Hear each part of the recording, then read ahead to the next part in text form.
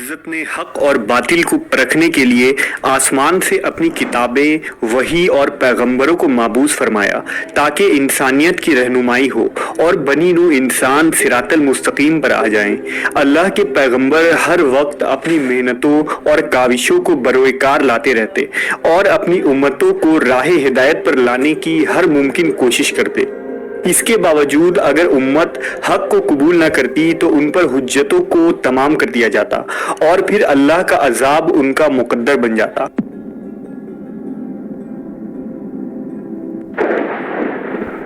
اتمام حجت کے بعد حق کو باطل ثابت کرنے کا ایک طریقہ مباہلہ بھی تھا جو اللہ کے نبیوں نے کفار سے کیا تھا، جس میں دو افراد یا دو گروہ ایک دوسرے کے مقابلے میں بارگاہ الہی میں التجا کرتے تھے کہ جھوٹے پر اللہ کی لعنت ہو اور جو حق پر نہ ہو اس پر اللہ کا غضب نازل ہو جائے اور وہ ہلاک ہو جائے۔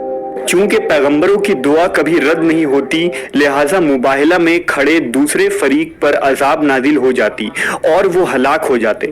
اس طرح لوگوں پر واضح ہو جاتا کہ کون حق پر ہے اور کون باطل راہ پر۔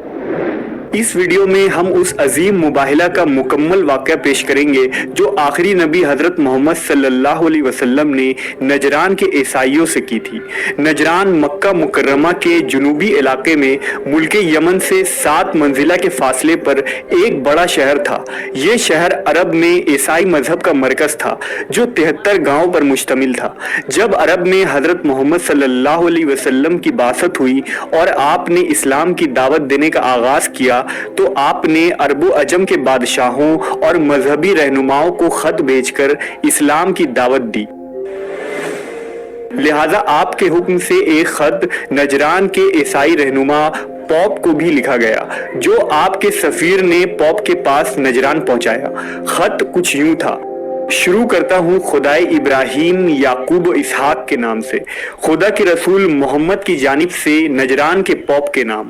میں ابراہیم و اسحاق اور یعقوب کے خدا کی تعریف بجا لاتا ہوں اور تمہیں بندوں کی پرستش ترک کر کے خدا کی عبادت کرنے کی دعوت دیتا ہوں۔ اگر تمہیں ہماری دعوت منظور نہیں ہے تو یہ جزیہ ادا کرو ورنہ تمہارا انجام برا ہوگا۔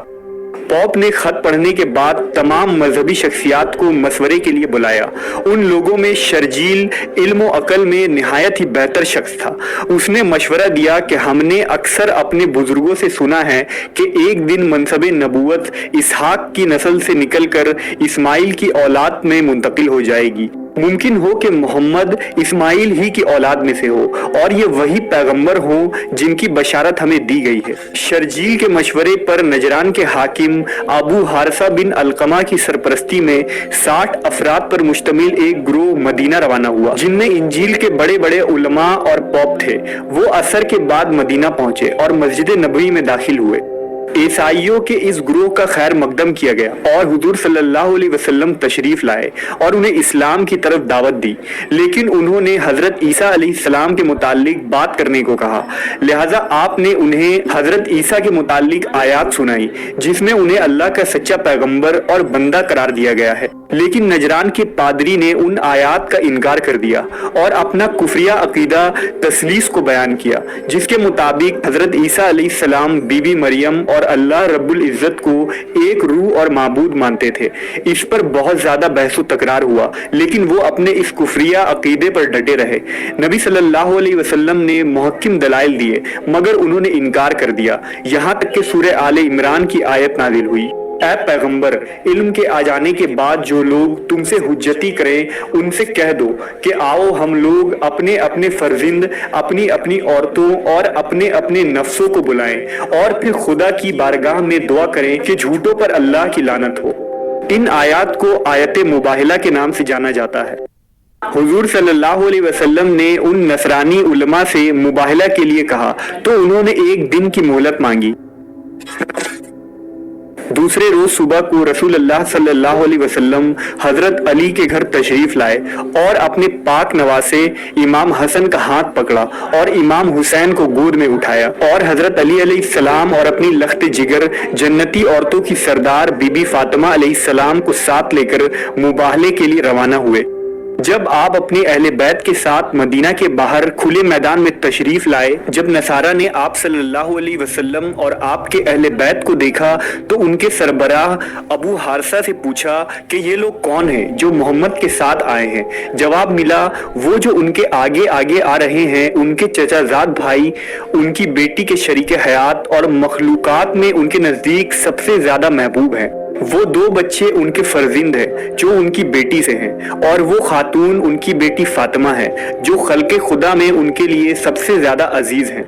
नबी सल्लल्लाहु अलैहि वसल्लम मुबाहले के लिए 2 जानों बैठ गए, जिस तरह के अंबिया मुबाहले के लिए बैठा करते थे। अबू हारसा ने कहा, अगर मोहम्मद बरहक न होते तो इस तरह मुबाहले की जुर्रत न करते, और अगर वो हमारे साथ मुबाहला करें तो हम पर 1 साल गुजरने से पहले पहले एक नसरानी भी रुए जमीन पर बाकी न रहेगा। एक रिवायत के मुताबिक अबू हारसा ने कहा था कि मैं ऐसे चेहरे देख रहा हूं कि अगर वो खुदा से इल्तिजा करें कि पहाड़ को अपनी जगह से उखाड़ दे तो बेशक वो उखाड़ दिया जाएगा। बस मुबाहला मत करो वरना हलाक हो जाओगे, यहां तक कि एक ईसाई भी रोए जमीन पर बाकी न रहेगा।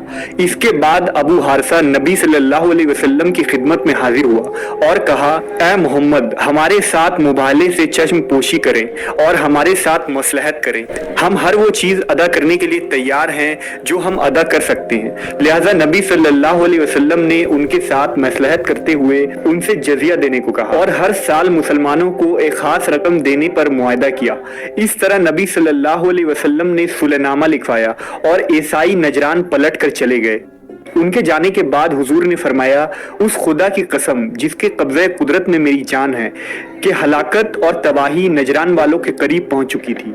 अगर वो मेरे साथ मुबाहला करते तो बेशक सब बंदरों और खिंजीरों में बदल कर मस्क हो जाते, और बेशक ये पूरी वादी उनके लिए आग के शोलों में बदल जाती, हत्ता कि उनके दरख्तों के ऊपर कोई परिंदा भी बाकी न रहता, और तमाम ईसाई 1 साल के अरसे में हलाक हो जाते। नसरानियों के नजरान वापसी के कुछ अरसे बाद ही उनका सरदार और आकिब कुछ हिदायत और अतियात लेकर रसूल अल्लाह सल्लल्लाहु अलैहि वसल्लम की खिदमत में हाजिर हुए और वो मुसलमान हो गए। मुबाहले का दिन अहले इस्लाम का नसरानियों पर फतह का दिन है, जिस दिन अल्लाह रब्बुल इज़्ज़त ने हुजूर और आपकी अहले बैत की बरकत से नजरान के उन ईसाई पादरियों पर हक वाज़े किया और पूरे अरबो अजम में इस सच्चे दीन को बरतरी अता फरमाई।